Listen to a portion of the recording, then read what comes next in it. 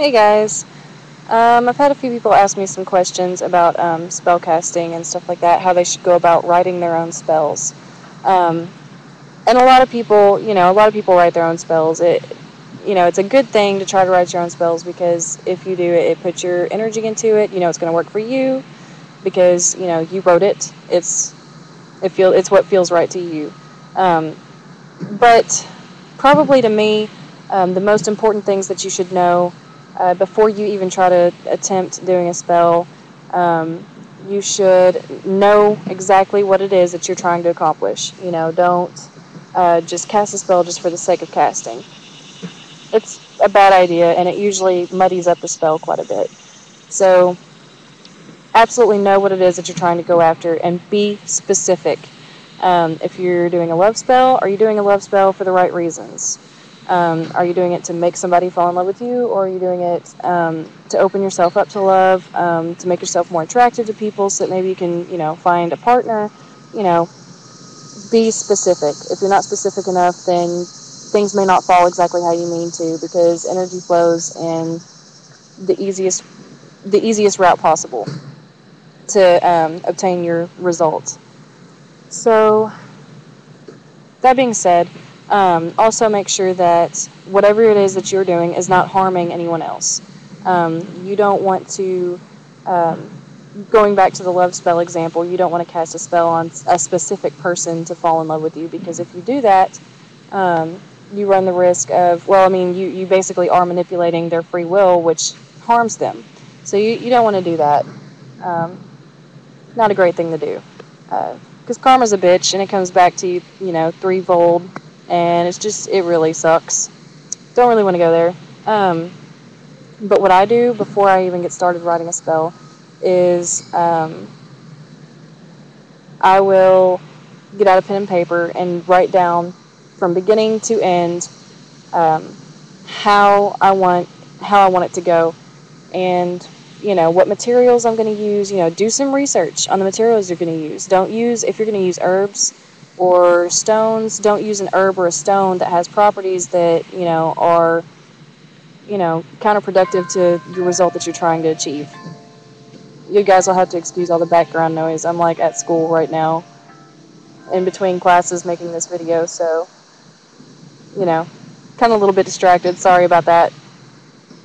But anyway, so that's probably like the most important things right there. And you're not going to remember exactly everything how it was written whenever you go to do it, and that's fine. It doesn't have to be exactly word for word.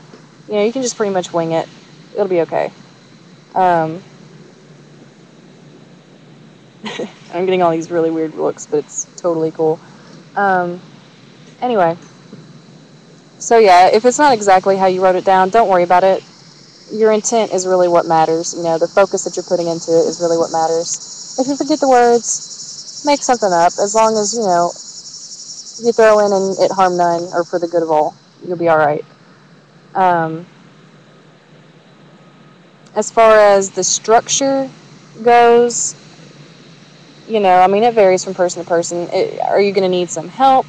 Are you going to need some friends to be there with you? Are you going to need a coven? Are you going to need to call the corners? Are you going to need to draw down the moon or draw down the sun? What is it that you need to do? Me, I'm a very low magic type person. I'm not really all into the high magic stuff. It's really, and my magic is just as effective as somebody that does the high magic. It's just a matter of personal preference. I'm not saying there's anything wrong with high magic, just not really my thing. So usually I don't, go through a full blown out ritual when I'm doing a spell. I pretty much, there's a lot of times I don't even use tools. I just focus on what I'm trying to achieve. And if you focus on it long enough, and put that intent in there, it'll work just fine. Just as well as if you, got a full coven together and, cast a circle and called the corners and called the, the Lord and Lady down, and did the whole formal thing. It can work just as well either way. And I guess maybe that comes from, being raised in a Christian family and not always being able to practice openly. You know, I'd have to rely a lot on my own personal power, you know, basically. Anyway, that's pretty much my guidelines on how you should go about it. Make sure that you're not hurting anybody. Make sure you know exactly what it is that you're trying to accomplish. Be specific. Um, and as far as the structure goes, don't really fret too much about it if it's not exactly by the book. It doesn't really matter.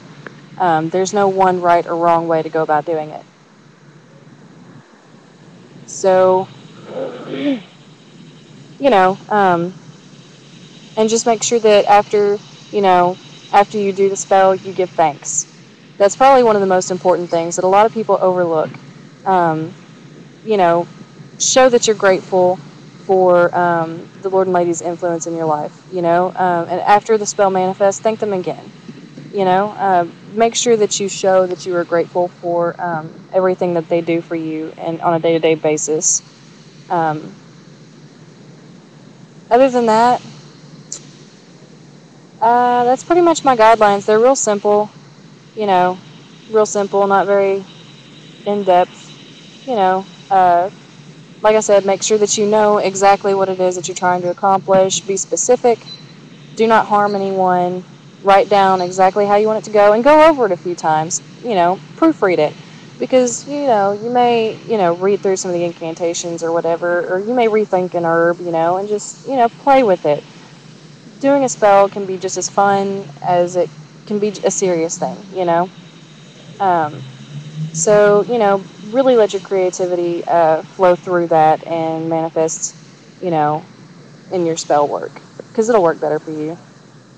Anyway, yeah, I'll see you guys later. That's pretty much it. I gotta be getting to class here before too long, and I'm pretty sure I'm gonna get mugged here in just a second because there's like all these people walking by and they're giving me these funny looks. I tried to record this video twice, and like both times people walked up to me asking me questions. Yeah. So anyway, you guys take it easy. Have a nice day. Blessed be. Mwah.